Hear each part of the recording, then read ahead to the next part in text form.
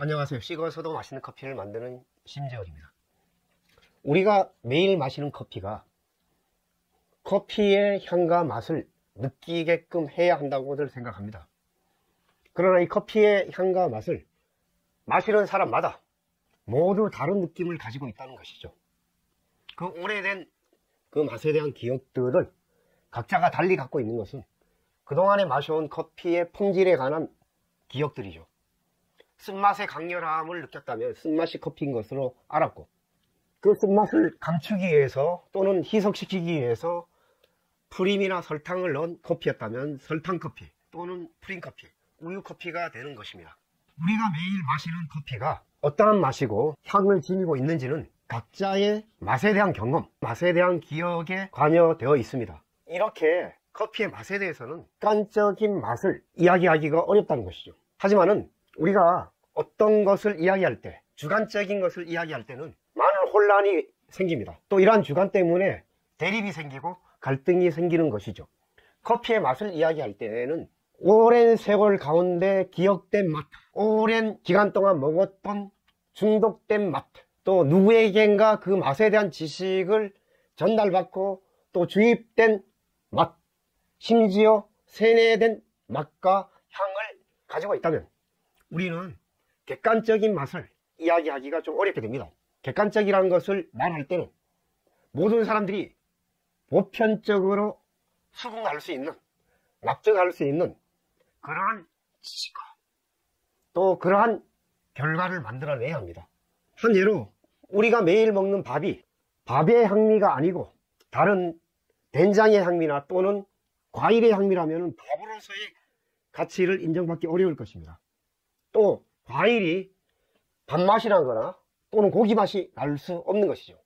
밥은 밥, 고기는 고기, 과일은 과일의 맛이 나야 한다는 것입니다. 그럼 커피 맛이 어떤 맛인가 하면 커피는 나무에서 자란 열매 과일 맛입니다. 그런데 열매가 과육이 얇고 먹을 게 없어서 말리면 1mm, 2mm 정도의 껍질 정도밖에 되지 않기 때문에 껍질을 벗겨내고 과육을 벗겨내고 씨를 가공해 냅니다. 커피 프로세싱이라고 하는데 쉽게 말하면 이 커피 생두를 가공하는 이 과정을 정제라는 말로도 표현이 됩니다. 그만큼 이 과정이 까다로운 공정 중에 있다고 보여지는 것이죠. 커피 열매를 과육을 짓이겨서 기계 안에서 열매가 뒤섞여서 짓이겨져서 짓이겨진 열매를 물에다가 숙성을 시키면서 발효가 됩니다. 발효 숙성 공정을 거치는데 12시간, 24시간 나라나 그 조건에 따라서 조금 다르지만 짓이겨진 열매를 수조 안에 담아놓고 물을 갈아주면서 너무 오래 발효되면 이 발효된 미생물들이, 박테리아들이 과발효를 시켜서 역겨운 향미나 불쾌한 맛을 만들어내면 되지 않기 때문에 물을 자주 갈아주면서 가공을 해냅니다. 이 씨에 붙어있는 이 점액질의 당도 높은가 또 끈적인가 이런 것들이 물에 녹여나서 씻길 때까지 물을 계속 공급해주고 발효를 시키게 됩니다. 물이 많지 않은 나라, 비가 많이 오지 않는 나라들은 이러한 방식으로 할 수 없기 때문에 열매채로 말리는 것이죠. 이걸 내추럴 방식이라고 합니다. 햇빛이 좋을 때 가능한 겁니다. 국지성 호우나 또 급작스럽게 소나기가 온다든가 이러는 지역에서는 이 말리는 것이 아주 어렵겠죠. 그래서 비를 자주 맞춘다면 부평콩, 상한콩이 만들어질 수밖에 없는 상황이기 때문에 아주 햇빛이 좋은 지역에서는 내추럴 방식 가공을 하고 물이 풍부한 지역에서는 이 오시드 방식으로 생두를 가공해내는 것입니다. 물에 지리긴 채로 이 가공하는 이 방식이 깔끔한 맛을 내기 때문에 또 발효된 향미가 거의 느껴지지 않기 때문에 고급 커피로 인정을 받았습니다. 하지만 수년 전부터 커피의 향미에 대한 인식이 달라지기 시작했습니다. 열매채로 말린 내추럴 방식으로 잘 말렸더니 아주 당도와 또 과일의 향미가 좋고 이 발효된 향미가 씨에까지 배어 있어서 아주 독특한 향미를 내는 커피들이 생기게 되었죠. 그러다 보니까 열매를 그냥 말리는 것이 아니고 열매를 짓이겨서 말리는 허니 방식이 대두되기 시작하였습니다. 이 열매 자체를 짓이겨서 햇빛에 말렸더니 우리 한국인들이 흔히 익숙한 된장의 향미, 또 청국장의 향미까지 나는 발효된 커피들이 생기게 되었습니다. 커피의 신맛과 단맛과 아주 발효된 향미까지 좀 예민한 사람들은 좀 쾌쾌한 향미가 나기도 하고, 하지만 된장의 향미는 묘한 된장의 향미가 있다 할지라도 그것을 먹고 나면 아주 묘한 어떤 매력적인 향미로서 느껴지게 됩니다. 이러한 된장의 향미나 청국장의 향미까지 가미된 이러한 것들이 맛으로만 좋은 것만이 아니고 우리가 알 수 없는 좋은 미생물들, 박테리아 균들이나 다양한 균들이 생성되는 것을 알게 되었습니다. 우리가 된장이 몸에 좋다는 건 다들 알고 있으시죠? 청국장이 우리 몸에 너무 좋다는 걸 알고 있습니다. 항산화 물질이 다양한 영역에서 생겨나고 우리의 장내 미생물들을 회복시켜주거나 살리는 역할도 하고 또 우리의 나쁜 미생물들을 제거하는 미생물들의 전쟁에 있어서도 우월한 미생물들이 존재하고 이러한 알 수 없는 미생물의 세계가 된장, 청국장에 뿐만 아니고 커피에도 존재한다는 것입니다. 우리가 와인은 발효와 숙성의 산물입니다. 심지어 치즈도 그렇죠. 우리가 잘 알고 있는 우유의 부작용이 많죠. 동물성 우유의 문제점을 우리가 이야기합니다. 임신을 하고 출산을 하고 있는 인간이든 동물이든 출산을 할 때만 우유가 생깁니다. 새끼를 보존하기 위해서 영양분을 공급해야 하잖아요. 그런데 우리 인간들의 탐욕이 소에, 양에, 염소에 1년 내내 우유를 뽑아냅니다. 호르몬을 조작합니다.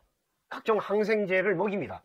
우리가 이러한 우유가 건강하다고 미국 무기업자들 다음으로 영향력이 큰 낙농업자들이 친미 국가들의 영향력을 미친 그러한 결과로 이러한 우유에 대한 왜곡된 것들을 심지어 의사들조차도 식품 전문가들조차도 아주 좋은 식품으로 말하고 있습니다. 너무 왜곡되어 있죠. 우유의 칼슘에 관한 부분들은 우리의 몸에 들어가면 산화된 이 칼슘이 도리어 칼슘을 만들어주는 것이 아니고 칼슘을 빼앗아가는 전문가들의 이야기들이 나오고 있죠. 우리는 먹거리에 대해서 깨어 있어야 합니다.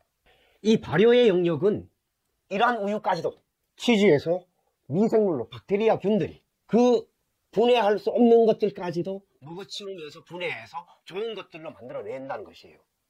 그럼 우리가 와인, 또 치즈, 된장, 청국장, 이 커피 생두 발효, 인류가 시작되고부터 지금까지 불이 발견돼서 삶거나 볶거나 찌거나 열을 처리해서 식물, 동물성 가릴 것 없이 우리 몸에 들어간 부작용이 생길 것들을 열 처리하는 이 과정으로 말미암아 우리 몸의 부작용을 줄여주고 흡수를 하는 것입니다. 그 다음에는 이 발효죠. 열 처리의 가공과 발효로 말미암아서 우리 몸이 먹거리로 말미암아 우리 몸을 보호받는 것이에요. 그런데 얼마 전부터 제 커피를 드시는 분들 중에 기존에 거의 강배전, 태운 커피를 드시던 오랜 경험에 의해서 아주 분노에 찬 저항을 하는 분들이 계십니다. 된장을 먹으려면 된장을 먹지. 뭐 커피에서 된장 냄새야. 그렇죠. 그분들은 평생 커피에서 발효된 향미를 느껴본 적이 없으니 된장 향미가 나는 게 이상하죠. 이것은 우리가 과학적으로나 또는 학적으로도 해결할 수 없는 신비의 영역이 존재하는 것입니다. 저는 아주 강한 저항을 받습니다. 왜냐하면 기존 전문가들이 다들 열로 이러한 좋은 향미들을 다 태워버리잖아요. 다들 탁하게 만들고 그러면 200도 전후하는 고열에서도 살아남는 이러한 미생물들 이것이 우리의 장내에 가서 얼마나 유익한 것으로 뭐 곰팡균이나 상한콩들하고 차원이 다른 겁니다. 생두의 본연의 향미를 살리는 로스팅을 저는 해야 한다고 말합니다. 커피는 과일차에 가까움입니다. 커피에서 된장 향미, 청국장의 향미, 발효된 향미가 다 살아있잖아요. 이러한 좋은 커피를 알고 드시는 분들이 세계에 몇 명이 되겠으며 대한민국에 몇 사람이 되겠느냐는 것이에요. 저는 커피를 천년의 왜곡된 검고 쓰고 탁한 태운 커피에서 우리가 혁명을 해야 한다고 말합니다. 사람들의 생각 가운데 개혁을 해야 합니다. 우리 먹거리가 우리 몸을 죽이기도 하고 살리기도 합니다. 커피, 우리가 하루에 한 잔 이상 마시고 세계인들이 가장 많이 마시는 음료입니다. 심지어 밥 먹는 횟수보다도 더 많이 마시는 커피. 어떤 분들은 물보다 커피를 더 많이 마신다고 합니다. 물도 중요하죠. 물 마셔야 합니다. 커피의 98.5, 99%가 물입니다. 물처럼 마셔야 되는 커피를 알고 드셔야지. 태운 독성의 쓴맛이 있는지, 또 발효될 때 발효가 변질돼서 부패한 발효로 생겨진 콩들이 있는지, 또 상한콩, 썩은 콩, 곰팡이균들이 포함되어 있는지, 이런 것들은 생두를 선별할 수 있는 그런 안목을 가진 전문가와 또는 양심적인 업자들이 이런 일들을 감당해야지만 소비자들도 깨어 있어야 합니다. 좋은 생도와 로스팅의 열처리에 이 가공의 품질이 어느 정도 되지 않으면 벌써 커피는 탁합니다. 커피를 쓰면 다 태운 겁니다. 이상한 맛 나니 열을 더 강하게 볶아서 이런 이상한 맛들을 줄이거나 또는 잡기 위해서 태울 수밖에 없는 것이죠. 쓴맛의 커피가 왜 독성이라고 하는지. 그러면 커피는 된장의 향미, 또 청국장의 향미, 발효된 향미. 된장을 먹으면서 우리가 콩이니까 두부만 나야지 되지 않아요 라고 주인에게 항의합니까? 또 된장을 만든 사람에게 항의합니까? 그건 어리석은 일이죠. 두부는 발효가 안 됩니다. 된장은 발효되잖아요. 목재고를 통해서 만드는 그 환경에 따라서 그 독특한 미생물들이 생기는 거예요. 커피도 마찬가지입니다. 나라마다, 농장마다 그곳에서 생기는 이 발효된 향미가 다 다릅니다. 천의 향미를 가지고 있는데 그 천의 향미도 다 다르잖아요.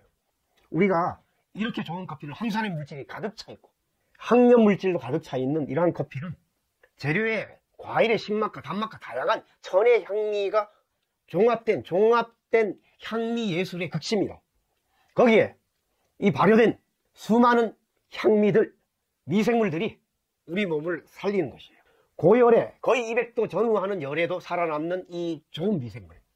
와인이나 치즈나 뭐 이런 것들은 그 나름대로의 어떤 발효와 숙성의 향미가 있습니다. 커피 나름대로 발효의 숙성의 향미가 있죠. 발효 커피 판다고 광고 홍보하는 업자들 믿지 마세요. 이렇게 좋은 발효된 것들을 또 가져다 물에 푹 담아서 뭐 물질을 넣어요? 글쎄, 너무 그런 것들에 우리가 빠지지 말아요. 약 아니에요. 발효, 발화 이런 것들은 어떤 영역에 있어서 나름대로는 의미가 있지만 이 생두를 가공한 프로세싱에서 단단하게 만들어진 것들 물에 떠놓고 세포가 다 느슨해지고 다시 조직될 때 로스팅해서 제대로 볶아집니까? 다 태웁니다. 태우지 않으면 제 향미가 살아나지 않잖아요. 천의 향미가 그대로 살아나 있는 이 최초의 프로세싱을 2차, 3차 가공하면서 더 망가뜨리는 그런 발효커피라고요? 발화커피라고요? 파치먼트가 있는 채로는 발화가 돼요. 하지만 발화는 그냥 싹이야 일부 나겠죠. 콩나물처럼. 뭐 그런데 그게 얼마나 차이가 있을지 그건 모르겠습니다. 여러분들이 커피 발효 2차, 3차로 발효시켰다고 이야기하는 거 여러분들 돈 더 지불하고 드시지 않아도 됩니다. 여기서 발효된 것들을 다 물에 담아서 이 향미들의 발효의 향미들을 다 사라지게 만들고 다시금 발효시킨다는 것은 비합리적이에요. 제가 커피의 된장 냄새, 청국장 냄새에 대해서 아직 느껴보지 못하는 많은 분들에게 다시금 말씀드립니다. 진짜 커피를 만나세요. 우리의 장내 미생물들을 살립니다. 저는 커피를 볶는 로스터로서 좋은 생도와 이 전반적인 관점에서 최상의 품질을 만들어서 소비자에게 공급하는 것을 목적으로 하고 있습니다. 그래서 저희 고객들에게 자신있게 얘기합니다. 대한민국에서 아니면 세계의 커피에서 어떠한 커피가 이 정도의 재료의 본질을 지키는 것이 있는지 있다면 과일차에 가까운 커피, 발효된 된장이나 청국장의 향기까지 다 살아있어야 되잖아요. 이러한 커피를 여러분들이 알고 드시길 바랍니다. 커피 개혁이 필요합니다. 항산화 물질이 가득 차 있고 우리의 장내 미생물들이 살아나면서 인슐린의 저항성을 줄여주고 민감성을 회복해주고 간 해독과 또 우리의 뇌의 알츠하이머나 각종 여러 가지의 것들을 예방해주는 이런 커피의 다양한 물질들이 가득 차 있는 진짜 커피를 드시라는 거예요. 커피는 한 잔의 과일차입니다. 입안에 한 잔의 커피를 마실 때 혀끝과 입이 깨끗하잖아. 상큼하잖아. 뒤따라오는 단맛과 다양한 향들이 있습니다. 이러한 커피를 마시고 여러분들이 좋은 먹거리를 먹게 될 때 여러분의 몸은 회복됩니다. 이 좋은 커피를 알고 또 주변에도 바른 커피를 또 유익한 커피를 드실 수 있게끔 권하시고 이 바른 지식을 공유해 주시길 바랍니다. 구독과 좋아요로 좋은 영상 만들 수 있도록 함께 해 주시기 바랍니다. 감사합니다.